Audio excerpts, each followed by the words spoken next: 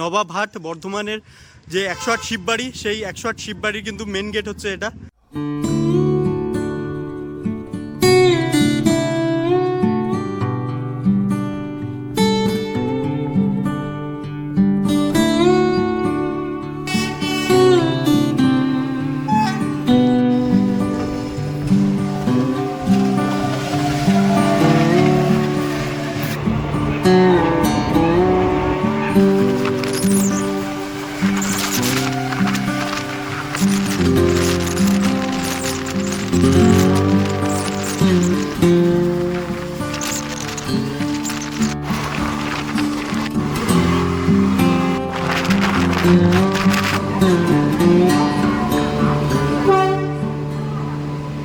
আমি ভুল বলছিলাম, স্টেশন থেকে আমাদেরকে বাইরে বেরিয়ে যেতে হবে হচ্ছে নবঘাট মোড়। নবাবহাট একদম কাছেই। 108 শিব মন্দির। হ্যাঁ, 108 শিব মন্দির। যেখানে গাড়িটা দাঁড়াবে তার উল্টো দিকে। আচ্ছা, ঠিক উল্টো দিকেই রয়েছে সেই শিব মন্দির। এই যে টিকিটটা আমরা এখান থেকে কাটছি, এটা শুধুমাত্র মন্দিরটাকে পরিষ্কার পরিচ্ছন্ন রাখার জন্য, জাস্ট তোমাদের কাছ থেকে সামান্য 2 টাকা, গায়েও লাগবে না কারোর। আমার মনে হয়েছিল এখানটাতে শুধুমাত্র দুটোই শিব মন্দির রয়েছে, কিন্তু একটুখানি ভালোভাবে যখন একটু ভেতরে এসে দেখলাম, পেছনে দেখো লম্বা সারি দিয়ে শিব মন্দির রয়েছে, আর এই সাইডেও সেম। ভাই কো আম মিল গয়া, দিখাও ভাই দিখাও। বড়কা वाला এক আম মিল গয়া ভাই কো। আমি প্রভাস, আরো একটা নতুন ভিডিওতে তোমাদের সবাইকে স্বাগত জানাই। আমি এখন আছি কলকাতা স্টেশনে, একদম পুরো সামনে দেখতেই পাচ্ছ পেছনে আমার কলকাতা স্টেশন। আর এই কলকাতা স্টেশন থেকে আজকে আমি যাব বর্ধমান 108 শিব মন্দির দর্শন করতে। আমি যে ট্রেনে করে যাচ্ছি সেই ট্রেনটার নাম হলো কলকাতা বালুরঘাট তেভাগা এক্সপ্রেস। এই তেভাগা এক্সপ্রেসে জার্নি করার একটাই কারণ, শুধুমাত্র সেটা হলো অ্যালকো লোকোমোটিভ WDM 3D আমাদের এই ট্রেনটিকে বালুরঘাট পর্যন্ত নিয়ে যাবে, আর আমি তো যাব বর্ধমান পর্যন্ত। তো বন্ধুরা চলো স্টেশনের ভেতরে যাবো, টিকিট কাটবো, টিকিট কেটে আবার তোমাদের সাথে কথা বলছি। কলকাতা স্টেশন, চলো এবার ভেতরে যাই। টিকিট কাউন্টারটা হচ্ছে ঠিক ওই দিকটাতে। কলকাতা স্টেশনের 5 নম্বর প্ল্যাটফর্মে দিয়েছে তেভাগা এক্সপ্রেস। চলো এবার 5 নম্বর প্ল্যাটফর্মের দিকে যাই। বন্ধুরা ঘড়ির কাঁটায় এখন সময় 12টা বেজে 22 মিনিট, এই যে রয়েছে সময়। আর চলে এসেছি প্ল্যাটফর্মের ভেতরে। কলকাতা থেকে বর্ধমান পর্যন্ত যেতে জেনারেল টিকিটের দাম পড়ছে হচ্ছে মাত্র 50 টাকা। তো আবারও আমি আজকে জেনারেল কোচে জার্নি করব কলকাতা থেকে বর্ধমান পর্যন্ত তেভাগা এক্সপ্রেস। হায় রে বন্ধুরা, কপাল খারাপ হলে যা হয়। ভেবেছিলাম অ্যালকো লোকোমোটিভ WDM 3D তে আজকে আমি জার্নি করব, মানে WDM 3D লোকোমোটিভ আজকে আমাদের ট্রেনটাকে নিয়ে যাবে, কিন্তু আসছে দেখো WAG 9 লোকোমোটিভ। এই লোকোমোটিভটা এখন আমাদের ট্রেনের সাথে অ্যাটাচ করা হবে, আর এই লোকোমোটিভটাই আজকে আমাদের ট্রেনকে লিড করবে। ভেবেছিলাম যে ডিজেল লোকোমোটিভে চড়ার স্বপ্ন বা ইচ্ছাটা আমার পূরণ হবে, বাট কিছুই হলো না, কপালটাই খারাপ। ট্রেনের কাপলিং দেখার জন্য দেখো কত প্যাসেঞ্জার ট্রেন থেকে নেমে চলে এসেছে।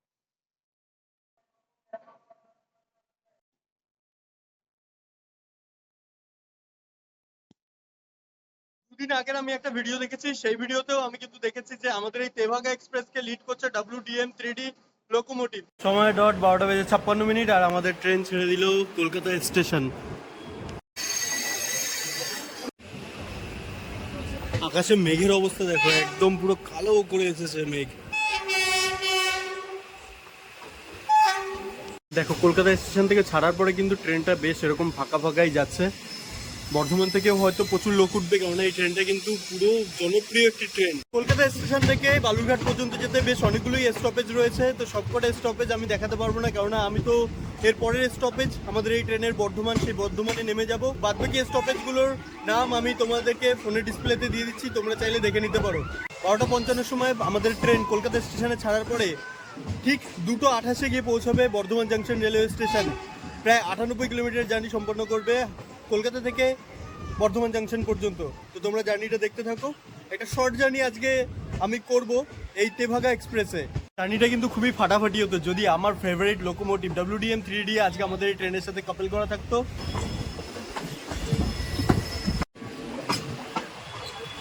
ট্রেন আমাদের ঢুকছে দমদম স্টেশন, আর ট্রেনের এক্সেলারেশন কিন্তু আস্তে আস্তে বাড়ছে।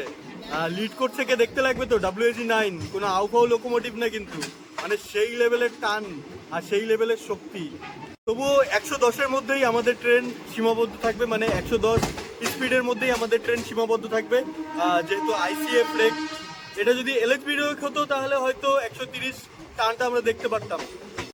দমদম স্টেশন স্কিপ করছি আমরা। আমাদের বাড়ি যাওয়ার লাইন, এই যে বনগাল লাইন।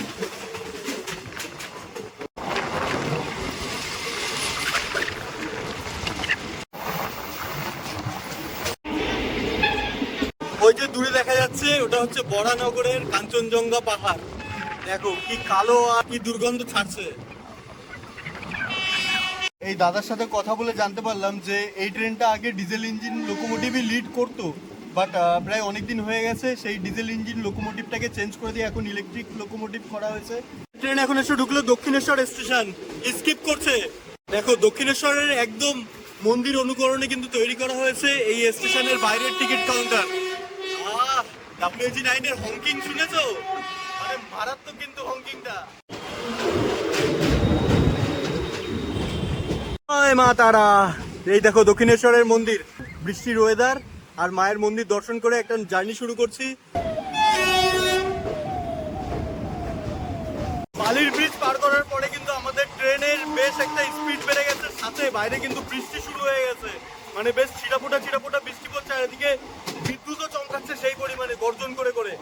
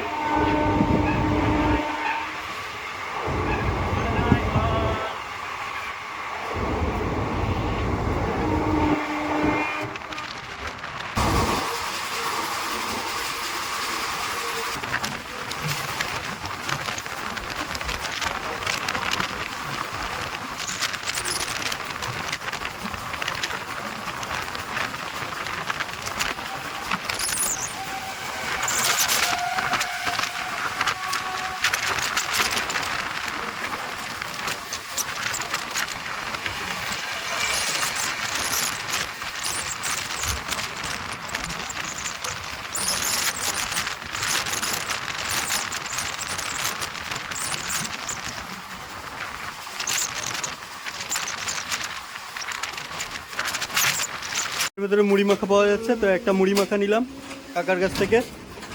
তো এই বর্ধমান লাইনে কিন্তু মুড়ি মাখাটা বেশ সুন্দর করে, 20 টাকা দাম মুড়ি মাখার।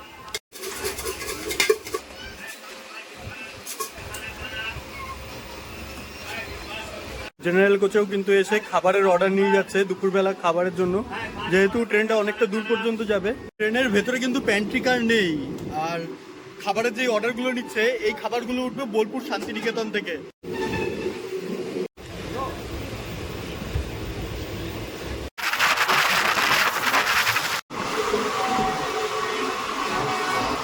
ট্রেনের মধ্যে বিক্রি হচ্ছে দই, তো দেখি টক দই আছে নাকি।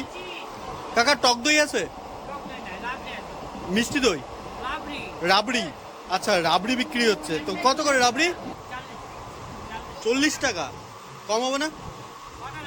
একটাই নেবো, 30 টাকা হবে। তো এই যে রাবড়ি নিলাম এখন।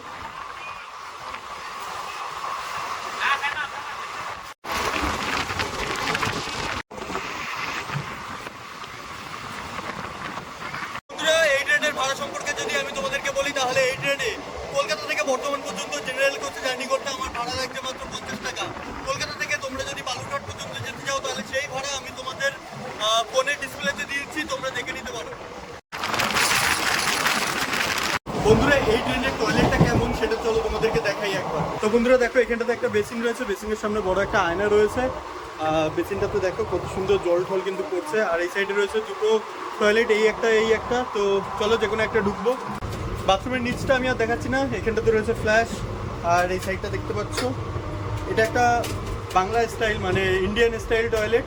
আর এখানটাতে রয়েছে দেখো বেসিন রয়েছে একটা, টয়লেটের ভেতরেই আর একটা বড় আয়না রয়েছে, সাথে রয়েছে দরজায় এরকম হুক।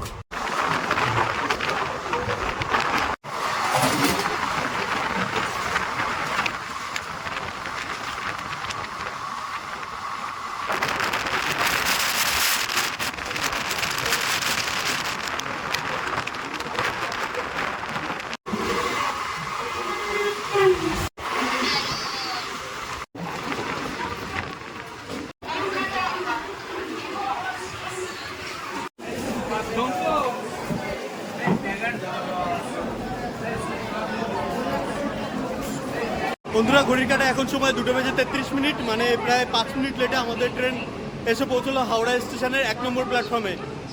এই হচ্ছে আমাদের ট্রেনের লোকোমোটিভ। আর বর্ধমান জাংশন স্টেশনটা দেখো কতটা সুন্দর।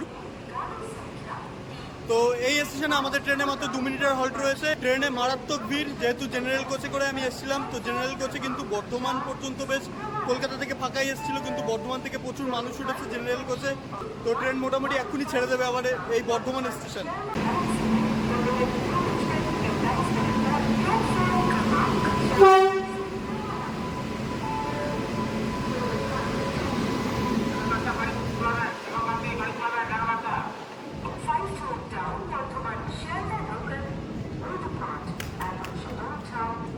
বন্ধুরা, বেরিয়ে গেছি আমরা এখন বর্ধমান জাংশন রেলওয়ে স্টেশনের বাইরে। আর এখান থেকে যাব, সামনের দিকটাতে রয়েছে মেন রোড থেকে বাস ধরে আমাদেরকে যেতে হবে নওয়াদ মোড় বাস স্ট্যান্ড পর্যন্ত। সেখান থেকে হেঁটে কিন্তু চলে যাওয়া যাবে শিববাড়ি। আমি ভুল বলছিলাম, স্টেশন থেকে আমাদেরকে বাইরে বেরিয়ে যেতে হবে হচ্ছে নবঘাট মোড়। তো সেই নবঘাট বাস স্টপ পর্যন্ত গেলে সেখান থেকে কিন্তু পায়ে হেঁটে চলে যাওয়া যাবে মন্দির পর্যন্ত। কাকা বললেন যে এই নবাবহাট যাওয়ার জন্য কিন্তু এই যে এই বাস রয়েছে, এই বাসে করে যাওয়া যাবে নবাবহাট পর্যন্ত। সে উঠে পড়বো বাসে, একদম কাছেই। 108 শিব মন্দির। হ্যাঁ, 108 শিব মন্দির। যেখানে গাড়িটা দাঁড়াবে তার উল্টো দিকে। আচ্ছা, ঠিক উল্টো দিকেই রয়েছে সেই শিব মন্দির। তো উঠে পড়ি এই বাসে কিন্তু খুব সহজে চলে যাওয়া যাবে।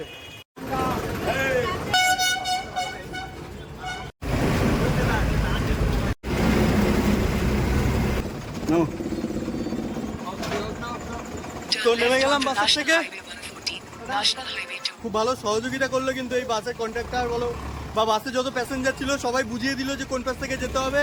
তারা তো চলে এসেছি একদম মন্দিরের কাছাকাছি, মানে রাস্তাটাও দেখিয়ে দিল কোন রাস্তা দিয়ে যেতে হবে। এখন চলো মন্দিরের সামনে গিয়ে আবার তোমাদের সাথে কথা বলছি। বাস আমাদের নামিয়ে দিয়েছিল নবাবহাট মোড়ে। তো সেখান থেকে পায়ে হেঁটে চলে এসেছি একদম মন্দিরের সামনে। বর্ধমান স্টেশন থেকে নবাবহাট মোড় পর্যন্ত আসতে বাসের ভাড়া লাগলো মাত্র 10 টাকা। পেছনে রয়েছে মন্দিরের এন্ট্রি গেট। তো চলো মন্দিরের ভেতরে যাই, মন্দিরটা একবার ভালো করে তোমাদের ঘুরে দেখাই। দেখো, এই আমরা প্রবেশ করলাম মন্দিরের ভেতরে। মন্দিরের ভেতরে ঢোকবার আগেই বাঁদিকে রয়েছে হচ্ছে গণেশ ঠাকুরের মূর্তি, আর পাশেই রয়েছে একটা বড় নিম গাছ, তার নিচে রয়েছে হনুমানজি এবং শিবলিঙ্গ। এই নিম গাছটা দেখো কত সুন্দর সবুজ। আর এই দিকটাতে সোজা রয়েছে ভগবান শিব এবং দেবী পার্বতী। আর এই যে জায়গাটা যে তোমরা দেখতে পাচ্ছ, এই জায়গাটা কিন্তু বড় একটা পার্কিং এরিয়া। এই পার্কিং এর পাশেই রয়েছে দেখো এত সুন্দর একটা জলাশয়। জলাশয়ের এই পাশে রয়েছে একটি ত্রিমূর্তি, ব্রহ্মা বিষ্ণু মহেশ্বর তিনজনের ত্রিমূর্তি স্বরূপ এটা। আর এই পাশে রয়েছে একটা নটরাজের মূর্তি। চলো তোমাদেরকে দেখাচ্ছি। দেখো ভগবান নটরাজ দেবের মূর্তি।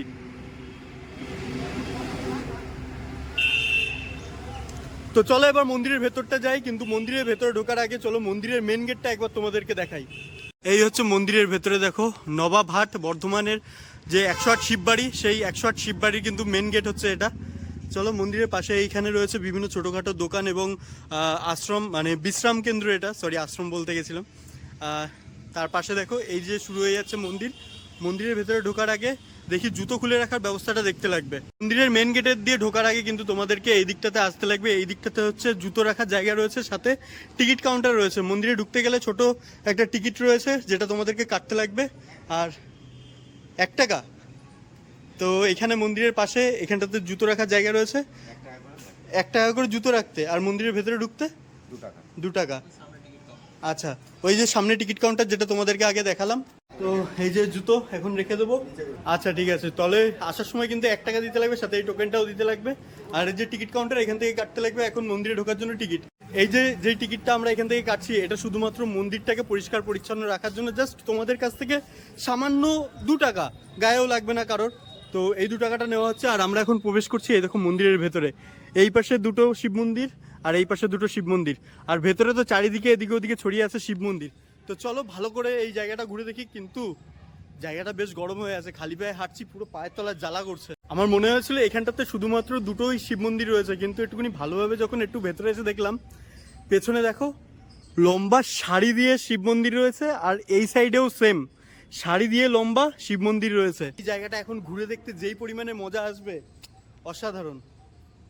তোমরা যখন আসবে এই জায়গাটাতে আলাদাই একটা মজা হবে। সত্যি বর্ধমানের এই যে জায়গাটা খুবই সুন্দর একটা জায়গা, তোমরাও আসো, তোমরাও কিন্তু বেশ একটা মানসিক শান্তি পাবে। দেখো কি সুন্দর লাগছে জায়গাটা। আমার মনে হচ্ছে যে আমি কাউন্ট করি প্রত্যেকটা, মানে এখানটাতে আদৌ 108টা শিব মন্দির আছে কি নাকি সেটা কাউন্ট করি। আর প্রত্যেকটা শিব মন্দিরের ভেতরেই কিন্তু রয়েছে এরকম দেখো ছোট্ট ছোট্ট শিবলিঙ্গ। হর হর মহাদেব, মানে আর কি চাই, আর কি চাই। মন্দিরের একদম পাশেই রয়েছে এরকম একটা দেখো ছোট্ট জলাশয়। এই জায়গাটাতে হয়তো কোনো বিশেষত্ব আছে। মন্দিরের পাশেই রয়েছে দেখো এখানটাতে রাম সীতার মূর্তি, আর পাশে রয়েছে ছোট্ট হনুমানজির মূর্তি। কত সুন্দর লাগছে দেখতে ও। আর তার নিচেই রয়েছে এই দেখো এখানটাতে ছোট ছোট পদ্ম ফুলের চাষ হয়েছে। এখানটাতে রয়েছে ভগবান বিষ্ণু।